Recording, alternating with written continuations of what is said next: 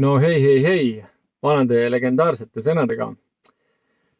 Päris pikka aega kadunud olnud, pilditud maas olnud ja müügitööd teinud, vaatasin just, et minu tagasihoidlikul YouTube'i kanalil oli 342 jälgijat. Esmalt siiras tänu kõikidele teile, kes te olete minu tagasihoidliku YouTube'i kanali jälgijad. Ma mõtlesin, ma pean üle pika aja tegema väikse mõttekäigu, sellepärast ma tõesti ei ole nii ammu ühtegi mõtet vahetanud. Ja kui küsid, mis selle põhjuseks on, siis tegelikult selle põhjuseks on lihtsalt see, et ma olen ise tugevasti maad kündnud ja müügitööd teinud ja nüüd ma arvan, et ma ei tea, 7-8 kuud tagasi ma hüppasin täitsa tundmatus kohas vette ja hakkasin õppima tarkvaraarenduse müüki ja tarkvaraarendusest aru saama. Ja poleks uskunud, et see maailm nii sügav on, aga see on äge. Äge on see, et iga päev on uus ja midagi kerget ei ole. Nüüd vaadates oma YouTube'i kanali statistikat, siis viimase 3 aasta peale keskmine kuulamise aeg on kuskil 5 minutit ja natuke peale.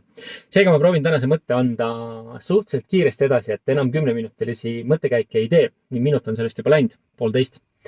Ühesõnaga, mida ma tahan teile soovitada, mida ma olen täna viimase 6 kuuga tarkvaraarendusest endale juurutanud, tarkvaraarendusprotsessist endale igapäevasesse müügitöösse juurutanud. Nimelt, tarkvaraarendusmaastikul jagatakse tööd väiksemateks osadeks ja neid nimetatakse sprintideks. Ja sprindid võivad siis olla, ma ei tea, nädalased või 2-nädalased, vastavalt siis, kuidas on kokku lepitud.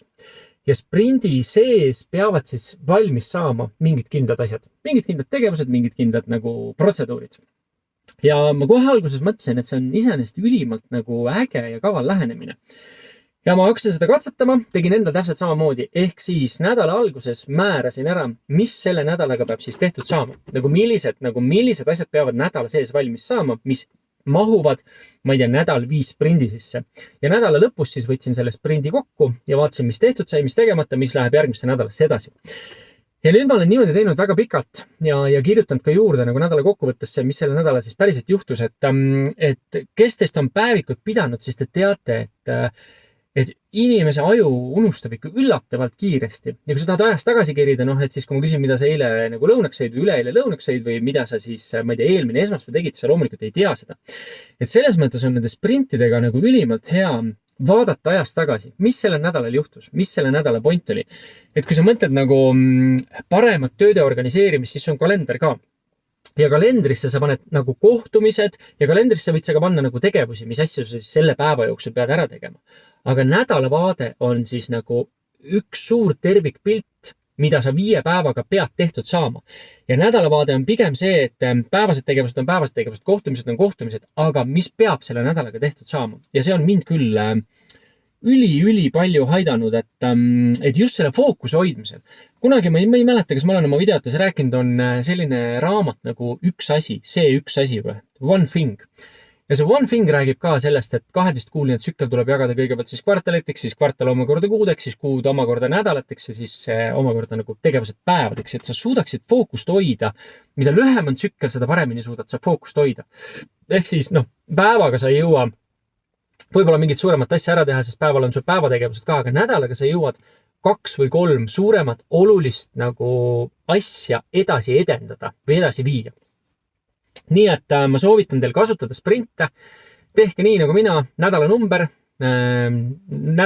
5 sprint. Sellega peaksid tehtud saama need ja need asjad ja reedel teed sellest kokkuvõtte ja vaatad esiteks, mis tehtud sai, mis järgmisse nädalasse edasi läheb ja mida sa veel selle nädala kohta kirjutad, mida sul hiljem oleks väga-väga oluline lugeda. Kuulge, aitäh teile, et olete minu mõtteid tegemisi jälginud. Kui sa näed selle sprindi mõttes väärtust, siis saada see klipp või jaga seda oma sõbraga. Ma olen sulle siirad sellest tänulik. Äkki tuleb sinna kuulajatele, vaatajatele veel püsivaatajaid lisaks juurde ja ma proovin tuua mõtteid uuesti teieni siis mitte küll väga tihedalt, aga sellegipoolest ma proovin teiega ühenduses olla. Ja sa võid mulle alati kirjutada Facebooki, kuidas sul läheb, kuidas sul päriselt läheb, mille taga sa kinni oled, kus kohas sul probleemid on, julged võta mu Facebooki profiili ja kirjuta mulle message'isse, kus kohas sina nagu pidurdad, sest me tahaksime teha ühe pisema grupi inimestest, kes iga päev heas mõttes struggle ivad ja juurutavad mingit harjumust endale ja sellega seoses ei ole see kulgemine kunagi lihtne. Et kui sul tekib ka see mõte, et sa tahaksid sellesse gruppi kuuluda ja jagada oma kogemust, oma kulgemist ja võib-olla ka oma kitsaskohti ja leida teistelt tuge, siis anna mulle endast teada. On ju? Olge tublid ja mõnusat müüginädalat teile. Tšau!